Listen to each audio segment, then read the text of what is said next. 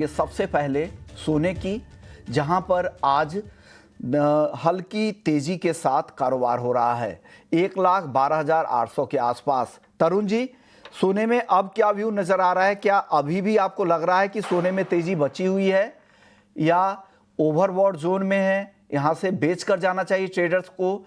Trade के लिए क्या सलाह दे रहे हैं सोने में?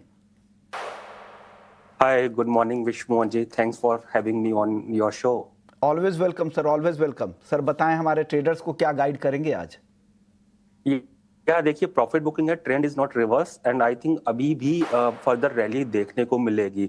जो फेड का टेस्टिमनी हुआ ट्यूसडे को, उसके बाद में हमने देखा मार्केट के अंदर थोड़ा प्रॉफिट बुकिंग आया है।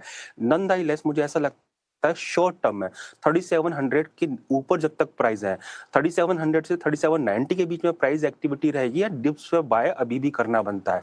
इंडियन मार्केट की बात करता हूं, मुझे लगता है जब तक 1,09,500 के नीचे प्राइस क्लोज नहीं देंगे, मार्केट के अंदर ट्रेंड रिवर्सल नहीं होगा। कोई भी करेक्शन 1,11,000 या उसके नीचे आता है, वो बाइंग अपॉर्चुनिटी देगा। इवनिंग में यूएस का इन्फ्लेशन नंबर है, वो एग्जैक्टली फर्दर पाथ सेट करेगा, क्योंकि अल्टीमेटली यूएस के अंदर स्लोइंग ग्रोथ है और हायर इन्फ्लेशन है। अगर इन्फ्लेशन नंबर हल्का सा भी बढ़कर आया तो वो गोल्ड के लिए एग्जैक्टली थोड़ा सा शॉर्ट टर्म के लिए नेगेटिव हो सकता है, बट इन्फ्लेशन नंबर हल्का सा भी घटकर आता है तो वो गोल्ड को फर्दर पुश अप कर सकता है, क्योंकि उधर फेड के लिए आसान रहेगा मॉनेटरी ईजिंग में फर्दर पेस पिकअप करने के लिए। नॉनदाइलेस फैक्टर बहुत स्ट्रांग है अभी भी, जियोपॉलिटिकल टेंशन साइमल्टेनियसली। देखिए, वीक मार्केट रैली है डॉलर इंडेक्स के अंदर। रेट कट में टिपिकली हम करेक्शन देखते हैं करेंसी के अंदर आते हुए, तो अल्टीमेटली डॉलर इंडेक्स जो है फर्दर वीक होगा, बॉन्ड यील्ड भी फर्दर वीक होंगी। सो ऑल जो सिनारियो है अभी वो सपोर्ट करता है गोल्ड की बाइंग को। डोमेस्टिक मार्केट में फेस्टिविटीज है, डिमांड परकअप होगी, सेंट्रल बैंक बहुत अग्रेसिवली बाय कर रहे हैं। सो अल्टीमेटली इन टोटलिटी मुझे लगता है जो कस्टमर पिक ट्रेड लेने के लिए चूक गए थे शॉर्ट टर्म का, उनको अपॉर्चुनिटी मार्केट अब देगा करेक्शन में। तो मार्केट उनको अपॉर्चुनिटी यहां पर दे सकता है करेक्शन पे, तो करेक्शन का वेट कर ले, ये सलाह आपके लिए दी जा रही है। मानव, आप बताइए गोल्ड पर आपकी राय क्या है? आपको क्या लग रहा है? आप कैसे इसके चार्ट को एनालाइज किया है आपने और क्या कुछ निकल कर आया है वहां से? जी नमस्ते विष्णु जी। नमस्ते। मेरे ख्याल से गोल्ड में बिल्कुल थोड़ा पॉज जैसा तो बिल्कुल लग रहा है, क्योंकि नंबर्स भी जो यूएस के आए हैं कल, जैसे अब तक यही सिनेरियो था कि ग्रोथ स्लो डाउन हो रहा है, इन्फ्लेशन में भी प्रेशर है, लेकिन पिछले दो जीडीपी नंबर्स अगर आप देखिए, इंटरिम और प्रिलिम नंबर्स, ग्रोथ अच्छी खासी बढ़ के आ रही है। 3.3% पहले, उस कल जो आई वो 3.8%।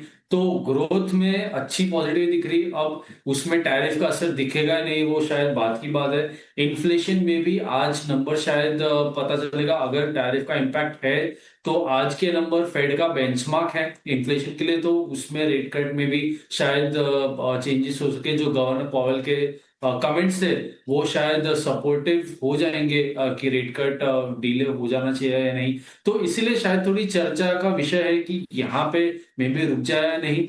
ओवरऑल जो सिनेरियो है, जैसे हम हर बार बात करते हैं, इस समय कोई भी सेलर नहीं है मार्केट में। स्पेक्युलेटिव हो जाए, ज्वेलर हो जाए, रिटेल सेगमेंट हो जाए, सेंट्रल बैंक, सारे ही बाय कर रहे हैं। तो ईटीएफ में भी इन्फ्लोज वैसे ही अच्छे हैं। तो ओवरऑल सिनेरियो अभी भी बाय का है। लंबे समय में जब तक 1,10,000 के नीचे नहीं जा रहा, तब तक मेरे ख्याल से गोल्ड में बाइंग बनी रहनी चाहिए। थोड़ा शायद मौका मिलेगा डिप का, डिप का वेट करना चाहिए, वहां पे फिर से एक बार बाइंग बन सकती है। 1,13,000 के ऊपर या 1,12,500 के आसपास मिलता है तो बाइंग कर सकते हैं। 1,12,000 के नीचे का स्टॉप और 1,13,500 से लेके 1,13,800 तक के इमीडिएट टारगेट बनते हुए दिख सकते हैं। तो ये लेवल्स आपके लिए मानव ने बता भी दिए और कौन सा सिनेरियो कैसे बनेगा ये भी बता दिया है। 1,13,000 पे भी आप बाई कर सकते हैं, 1,13,500 का टारगेट है, 1,12,000 का एक रेंज है। तो स्टॉप लॉस का भी ध्यान रखिएगा, टारगेट भी ध्यान रखिएगा, उसके आसपास निकलने की कोशिश जरूर कीजिएगा। चांदी की बात करते हैं। मानव, चांदी को लेकर आपका व्यू क्या है? चांदी की चाल कैसी दिख रही है आपको यहाँ से? मेरे ख्याल से चांदी बहुत बढ़िया, कल के सेशन में भी हमने जीडीपी नंबर्स के पहले ही एक अच्छा मूव आते हुए देख लिया। वैष्णव जी $45 के पार हमने ऑलमोस्ट वहीं पे होवर करता हुआ देखा सिल्वर को। कॉमेक्स में इंटरनेशनली भी अच्छी मूव है। अगर आप इंटरेस्टिंग ये देखेंगे Vishwanath ji, gold silver ratio बहुत इस समय मायने रखते हैं, क्योंकि 86-85 के आसपास होवर कर रहा था, वो ब्रेक हो चुका है कॉमेक्स में। डोमेस्टिक फ्रंट पे भी एमसीएक्स गोल्ड सिल्वर स्प्रेड जो है वो अच्छा खासा सपोर्ट पे है। तो मेरे ख्याल से वो अगर लेवल ब्रेक होता है तो बहुत अच्छा सिल्वर में जान देख सकते हैं। तो ये हो सकता है कि करेक्शन का मौका भी आए तो शायद सोने में ज्यादा आए करेक्शन और चांदी में ना आए, या फिर चांदी ज्यादा पेस में बढ़ जाए तो रेशियो की अनुमान थोड़ी उस हिसाब से।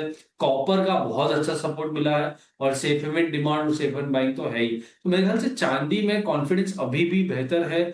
1,36,000 के आसपास आता है तो बाय कर सकते हैं। बिल्कुल एलिवेटेड है तो बाइंग डिप्स पे ही करें तो बेहतर है, या फिर कल का हाई निकल जाता है तो और 1,000 रुपए की रैली हम आते हुए देख सकते हैं। ओके, तो और 1,000 रुपए की रैली आप देख सकते हो। तो चांदी डिप पे बाई करें, 1,36,000 का लेवल दिखता है। तो आप तरुण जी, आपकी राय चांदी पर? जैसा हमने लास्ट टाइम कहा था कि $45 इमीडिएट टर्म में देखा जा सकता है, कल मार्केट में वो टेस्ट हुआ। अभी हम रीट्रेड करेंगे कि silver will out perform gold, क्योंकि अभी बेस मेटल में भी हमने इस मंथ स्पार्किंग मूव आते हुए देखा है, स्पेशली कॉपर जो कि डोमेस्टिक मार्केट में रिकॉर्ड हाई पर गया है। आई थिंक $42 के नीचे जब तक प्राइस नहीं चलेंगे, I think momentum will remain strong. तब मोमेंट गोल्ड के अंदर रैली आया तो इसके अंदर बहुत वोपिंग मूव देखने को मिलेगा।